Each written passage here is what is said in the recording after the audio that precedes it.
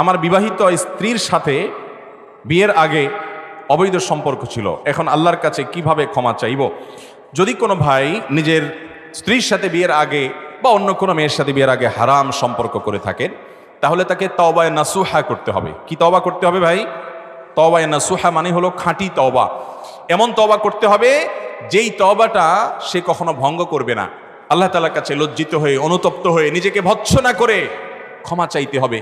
আল্লাহ তাআলা ক্ষমা চাওকে এত ভালোবাসেন যে বান্দা যখন পাপ করার পর লজ্জিত হয়ে চোখের পানি ফেলে দেয়, অনুতপ্ত হয়, আল্লাহর দেওয়া অক্সিজেন গ্রহণ করছি, আল্লাহর দেয়া নেয়ামত দিয়ে বেঁচে আসি, সে আল্লাহর নাফরমানি করলাম, আল্লাহর কাছে আমাকে যেতে হবে, তার নাফরমানি করলাম, কিভাবে তার পাশে দাঁড়াবো, তার সামনে দাঁড়াবো?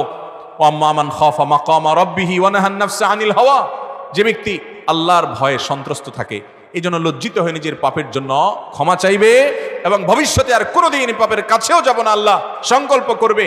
আল্লাহ রাব্বুল আলামিন তার পেছনের সমস্ত গুনাহ মাফ করে দিবেন ইনশাআল্লাহ।